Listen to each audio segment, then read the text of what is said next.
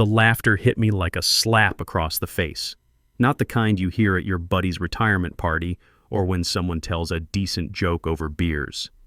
This was the ugly kind, sharp, cutting, the sound people make when they're grateful it's not them standing there holding their career in a manila envelope.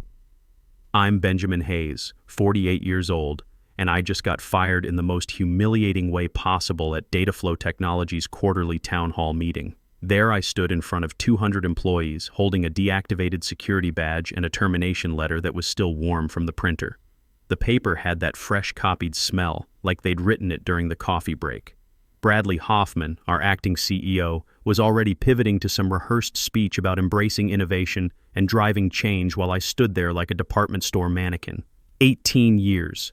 18 damn years of keeping this company from stepping on every regulatory landmine in the tech industry. I'd guided them through 3 major SEC audits, prevented 2 catastrophic data breaches that would have made national headlines, and personally saved them from a $15 million GDPR violation when we expanded to Europe. My reward? A pink slip delivered like a punchline. The worst part wasn't the termination itself. It was Greg Patterson from product development in the 3rd row trying to cover up his snickering with a fake cough. Real professional. Behind him, I could see Jennifer Walsh from marketing actually texting someone, probably spreading the news before I'd even left the building. These were people I'd worked with for years, people whose regulatory screw-ups I'd quietly fixed without taking credit. When I was 22 and fresh out of the Navy, my drill instructor used to say, "Hayes, attention to detail keeps people alive." I'd carried that with me through 6 years of service and 18 years in corporate America. While other guys were networking at golf courses or brown-nosing at company happy hours, I was reading contract amendments and memorizing compliance protocols. Not glamorous work, but it kept Dataflow out of trouble. The company had grown from 150 employees when I started to 850 today. Every expansion, every new product line, every regulatory change, I was there making sure we did it right. When the Sarbanes-Oxley Act hit in 2002, I spent 6 months restructuring our entire financial reporting process. During the 2008 financial crisis, my risk assessments kept us from making the same mistakes that buried our competitors. When GDPR rolled out in 2018, companies across Silicon Valley were panicking, but Dataflow sailed through because I'd been preparing for 2 years. But apparently, none of that mattered anymore. Hoffman's voice droned on about streamlining operations and aligning with our dynamic corporate culture. Translation: they wanted to get rid of the old guy who actually read the fine print and said no when something smelled fishy. I'd become an inconvenience, a roadblock to their grand plans. The final straw had come 3 weeks earlier. Hoffman and his golden boy VP, Nathan Burke, had pitched an acquisition deal for a promising startup called TechVantage. On paper, it looked good. Innovative AI platform, young talent, projected 200% growth. But when I dug into their compliance history, I found gaps you could drive a truck through. Incomplete SEC filings, questionable intellectual property claims, and financial projections that belonged in a fairy tale. I'd raised these concerns in a meeting with the executive team. Burke had rolled his eyes and said something about old-school thinking holding back progress. Hoffman had nodded along, clearly more interested in the startup's buzz than its balance sheet. They wanted to fast-track the deal, skip the thorough due diligence, and announce it at the annual investor conference for maximum PR impact. I'd refused to sign off. It was my job to protect the company, even when the company didn't want to be protected. "Ben, maybe it's time to consider that your approach might be a little outdated," Hoffman had said during that meeting. The way he said outdated made it sound like a disease. Now, walking out of that conference room with whatever dignity I had left, I realized they'd been planning this for weeks. The termination letter mentioned restructuring for operational efficiency and misalignment with corporate objectives. Fancy words for, we don't like being told no by someone old enough to remember when business handshakes actually meant something. The hallway felt like a funeral procession, where I was both the corpse and the mourner. Even Janet from reception, who I'd helped get her nephew an internship last summer, couldn't meet my eyes. Word travels fast in corporate America, and apparently I was already radioactive. I drove home in my F-150, taking the long way through downtown. 22 years ago, I'd bought this truck right after leaving the Navy. It had 180,000 miles on it now, a few dings and scratches, but it still ran like the day I drove it off the lot. Unlike corporate loyalty, some things actually lasted. My ex-wife Lisa would have said this was karma for all those late nights and missed dinners. She'd divorced me 5 years ago, tired of competing with spreadsheets and compliance manuals for my attention. My kids, Sarah and Michael, were 19 and 21 now, both in college. They still called, but not as often as I'd like. Funny how you spend your career building something you think will last, only to realize you've been building it on someone else's land. That night, I sat in my kitchen with a cold Budweiser and my laptop, thinking about what came next. At 48, I wasn't exactly a hot commodity in Silicon Valley's youth-obsessed culture. My LinkedIn profile would need updating, and the thought of explaining this termination to potential employers made my stomach turn. But here's what they didn't know about me. I never throw anything away. Call it Navy training or just plain stubbornness, but I keep records of everything. Every email, every memo, every conversation that matters gets documented and filed. My home office has 3 filing cabinets full of documents that most people would have tossed years ago. Insurance policies, tax returns, medical records, and yes, employment contracts. Buried in that collection was something Hoffman and his team should have remembered before they decided to make me their sacrificial lamb. 2 years ago, on March 15, 2022, Jonathan Keene called me into his office. Not through his assistant Carol, not with some formal calendar invite with corporate buzzwords. He just walked up to my desk at 4:30 on a Tuesday and said, "Ben, got a minute? Need to run something by you." I followed him to his corner office, the one with the view of the San Francisco Bay that reminded everyone why they put up with Silicon Valley's insanity. He closed the door behind us, which was unusual. In 16 years of working for Keene, he'd only closed the door maybe a dozen times, and it was never for good news. "You're the only guy here who actually reads what he signs," he said, sliding a document across his mahogany desk. The paper was thick, expensive, the kind they use for important contracts. I need this locked down tighter than Fort Knox before I start my medical leave. At the time, I thought he was just being cautious. Keene had been diagnosed with stage 3 pancreatic cancer, and everyone knew the prognosis wasn't great. The board had already named Hoffman as acting CEO, and there were rumors about restructuring, cost-cutting, all the usual corporate vultures circling when leadership gets shaky. The document was an amendment to my employment contract. Most of it was standard legal boilerplate: salary adjustments, benefit updates, reporting structure changes.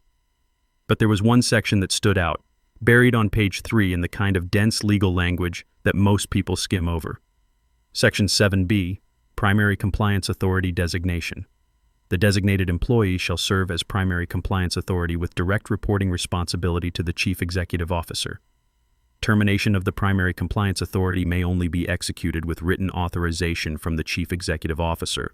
Any termination conducted without such authorization renders all executive-level financial decisions and strategic initiatives subject to mandatory compliance review and potential nullification, effective retroactively from the date of unauthorized action.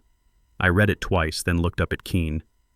"This gives me veto power over pretty much everything if I get fired without your say-so." He nodded, his face grim. "Ben, I've seen what happens when companies lose their institutional memory. When the bean counters take over and start cutting the people who actually know how things work." He tapped the document with his pen.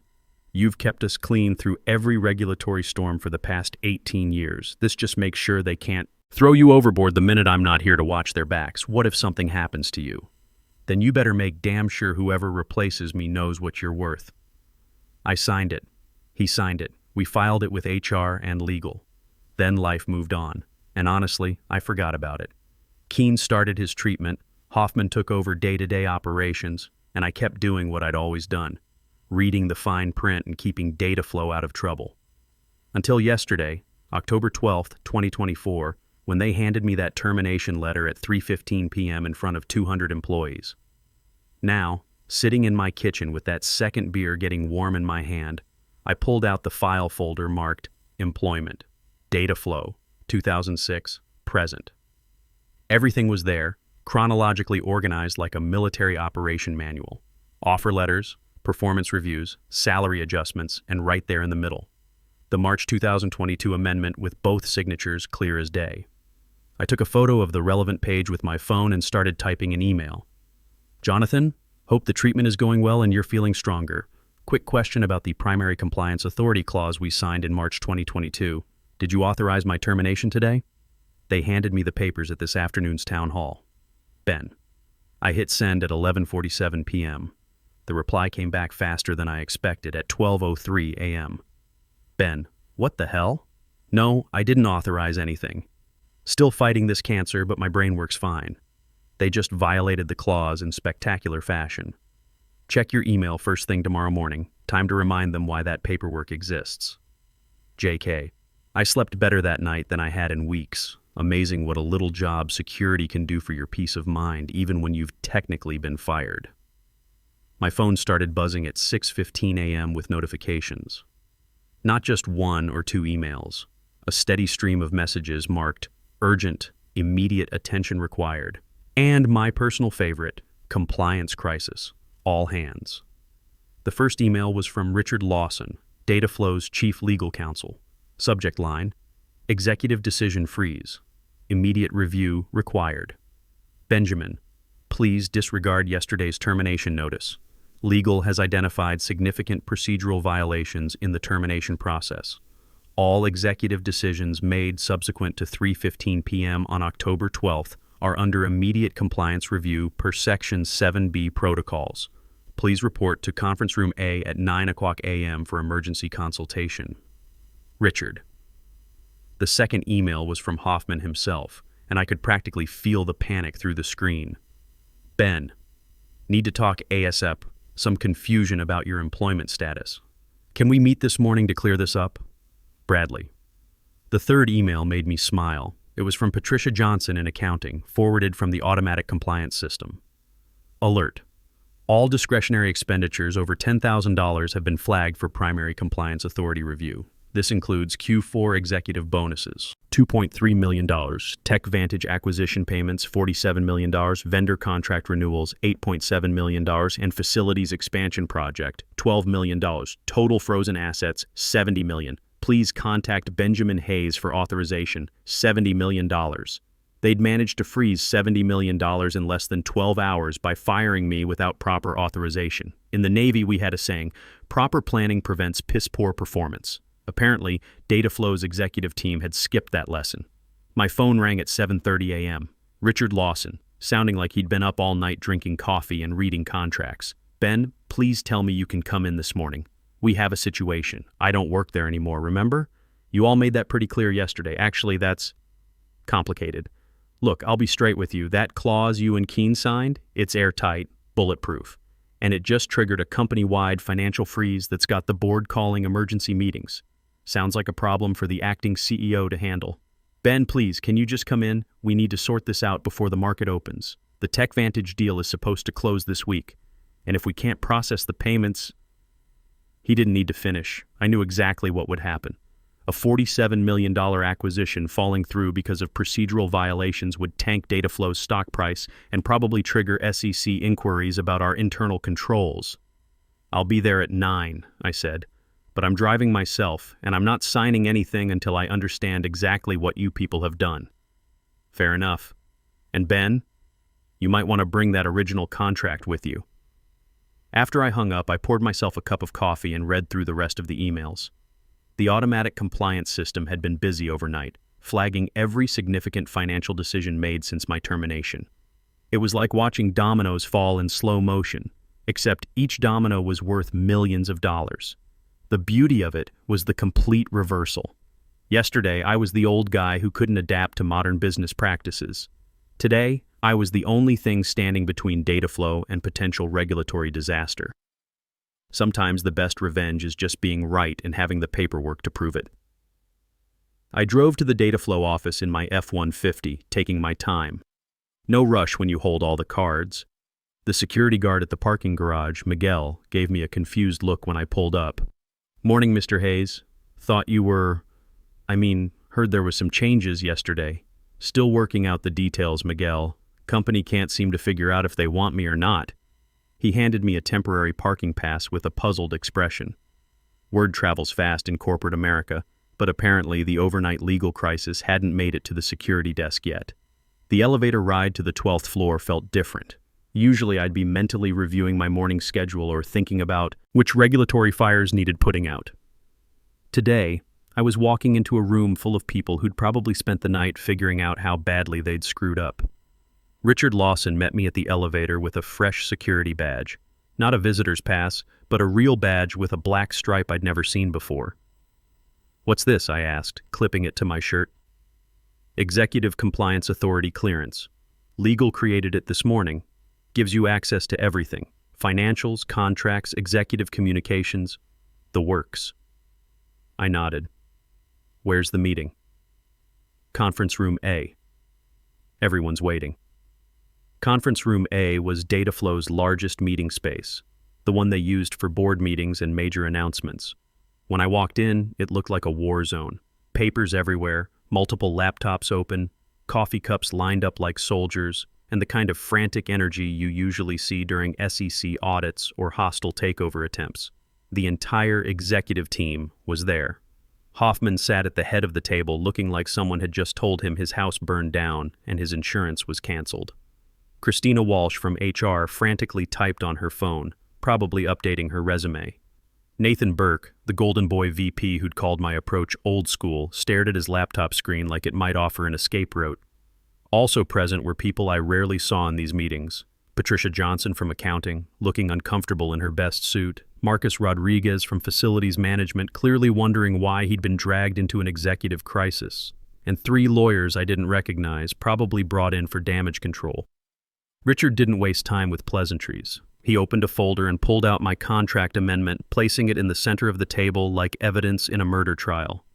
"This is the primary compliance authority agreement signed by Benjamin Hayes and former CEO Jonathan Keene on March 15, 2022, filed with corporate legal, ratified by the board, and entered into our official governance protocols." The room was quiet enough to hear the air conditioning hum. "The termination executed yesterday at 3:15 p.m. was conducted without CEO authorization, as required by Section 7B of this agreement.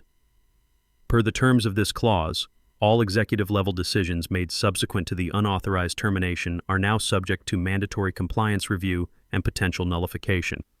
Hoffman cleared his throat. "Richard, surely there's some way to—" "No." Richard's voice was firm. "The language is absolute. Benjamin's termination triggered an automatic compliance freeze on all discretionary expenditures over $10,000. As of this morning, that includes $2.3 million in Q4 executive bonuses, $47 million for the TechVantage acquisition, $8.7 million in vendor renewals, and $12 million for the facility's expansion. Total exposure, $70 million. Christina Walsh went pale. "The Christmas bonuses? Frozen pending review." Nathan Burke leaned forward. "What about the TechVantage deal? We're supposed to close Friday. Currently frozen. The acquiring company's legal team has been notified of the compliance review. They're concerned." The word concerned hung in the air like a bad smell. In corporate speak, concerned meant looking for an exit strategy. One of the outside lawyers spoke up. "What exactly would it take to resolve this situation?" Richard gestured toward me. "That's up to Benjamin. Under Section 7B, he now has absolute authority over any decision made during the nullification period. He can approve them, modify them, or cancel them entirely." All eyes turned to me. For 18 years, I'd been the guy in the background, the one who caught mistakes before they became disasters. Now I was sitting at the head of the table with the power to make or break their carefully laid plans. "I'll need complete access to all financial records from the past 6 months," I said, my voice steady. "All executive communications regarding the restructuring plans. And I want a detailed explanation of the decision-making process that led to my termination." Christina Walsh raised her hand like she was in school. "What about our compensation packages?" I looked at her for a long moment. She'd been one of the people texting during my public humiliation yesterday. "That depends on what I find during my review. Could be a week, could be a month, could be indefinitely if I discover actual violations." Hoffman tried to salvage some authority. "Ben, let's be reasonable here. We all want what's best for the company, do we? Because yesterday you wanted what was best for the company was getting rid of the guy who's kept you out of regulatory trouble for nearly 2 decades. The conference room door opened and Richard's assistant wheeled in a large monitor. The screen flickered to life, showing a video feed from what looked like a hospital room. Jonathan Keene appeared on screen, thinner than I remembered, but with the same sharp eyes that had built data flow from a startup into a major player. "Morning, everyone," he said, his voice clear despite the oxygen cannula in his nose. "I see we have a situation." The temperature in the room dropped 10 degrees. Hoffman straightened in his chair like a cadet caught slouching during inspection. "Jonathan," Hoffman said, "we were just discussing—" "I know exactly what you were discussing. I've been briefed." Keene's gaze moved around the room through the camera. "Ben, good to see you. Sorry about the circus yesterday." "Not your fault, boss. You were busy with more important things." Keene almost smiled. "Fighting cancer is easier than dealing with corporate politics, trust me." His expression hardened as he addressed the room. "You fired the one person who was keeping you out of regulatory trouble, without asking me, during a period when we're under SEC review for the Hartford merger disclosure timeline." Nathan Burke tried to interject. "Jonathan, the decision was based on arrogance and stupidity." Keene's voice cut through the room like a blade. "Ben saved this company millions in potential fines over the years. The Entech audit in 2019, Ben's preparation kept us from an $8 million penalty. The GDPR compliance rollout, Ben's framework prevented what could have been a $25 million violation. And you fired him because he wouldn't rubber stamp your half-baked acquisition plan." The silence was deafening. "Here's what's going to happen," Keene continued. "Ben is reinstated immediately with full authority over all compliance matters. The executive team will submit to a complete review of all decisions made since his termination, and I suggest you cooperate fully because the SEC doesn't appreciate it when companies play games with regulatory oversight." He paused, letting that sink in. "Ben, you have my complete support to do whatever's necessary to clean this mess up. Everyone else, I recommend you start thinking about how to explain your actions to the board when they ask why you just froze $70 million in company assets." The screen went dark, leaving the room in stunned silence. Richard handed me a new contract across the conference table. The paper was thick, official, with the data flow letterhead embossed at the top. "This reinstates you as Senior Compliance Director with expanded executive authority. The board voted on it unanimously this morning at 7:30 a.m. I scanned the document. My salary had been bumped up 15%, and there was a new title, Chief Risk Officer with direct board reporting. More importantly, the Compliance Authority clause was now permanent, not dependent on any individual CEO's discretion. The board moved fast on this, I said, signing my name next to theirs. "They had motivation," Richard replied dryly. "The TechVantage acquisition was supposed to close Friday. Their legal team started asking questions when they couldn't get payment authorization. Stock futures dropped 3% in pre-market trading on rumors of internal control failures. Around the table, faces that had been smirking at me 24 hours earlier now looked like they were attending their own wake. Christina Walsh had stopped typing on her phone. Nathan Burke stared at his hands like they might provide answers to life's bigger questions. "I'll need full access to all executive communications from the past 30 days, I said, pulling out a legal pad. "Every email, text message, Slack conversation, and meeting recording related to my termination and the TechVantage acquisition." Hoffman shifted uncomfortably. "Ben, surely we can work out some kind of no negotiations. Complete transparency or nothing gets unfrozen." Over the next 3 weeks, I systematically dissected every decision they'd made since my termination. What I found was worse than I'd expected. The TechVantage deal wasn't just rushed. It was built on financial projections that belonged in a fantasy novel. Their revenue claims were inflated by 40%. Their user growth numbers included fake accounts, and their intellectual property portfolio had more holes than Swiss cheese. Burke had pushed the deal through by bypassing normal due diligence procedures. Internal emails showed he'd pressured the research team to focus on the positives and ignore red flags. One email exchange between Burke and Hoffman was particularly damning. Ben's being his usual paranoid self about the TechVantage numbers. "Can we move forward without his sign-off?" "Burke, leave Hayes to me. He's becoming a liability anyway. Old-school thinking doesn't work in today's market." Hoffman: They'd been planning to fire me for weeks, specifically to push through an acquisition that would have destroyed Dataflow's reputation and probably triggered SEC investigations. But the TechVantage deal was just the beginning. During my review, I discovered $3.2 million in performance bonuses that had been approved without board oversight. Executive expense accounts that included personal vacations disguised as business trips. A consulting contract worth $800,000 paid to Burke's brother-in-law's marketing firm for work that was never completed. Each discovery meant another frozen account, another delayed payment, another sleepless night for the people who thought they could push me aside. The industry trade publications picked up the story by week 2. Dataflow's compliance expert saves company from regulatory disaster made the front page of Tech Compliance Weekly.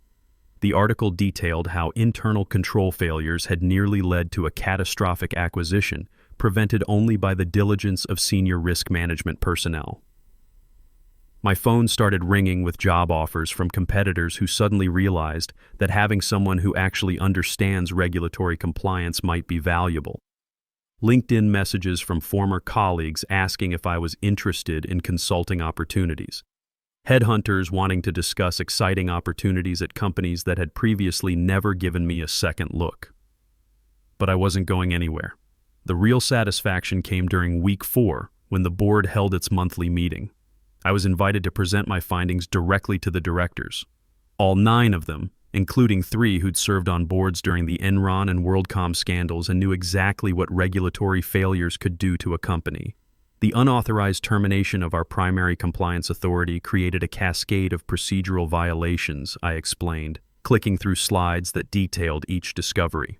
Without proper oversight, the executive team approved approximately $51 million in expenditures that failed to meet our fiduciary standards.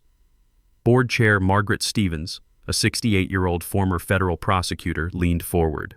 What would have happened if this acquisition had proceeded? Conservative estimate? $25 million in SEC fines, potential criminal liability for executives involved in the misrepresentation, and catastrophic damage to our reputation in the market.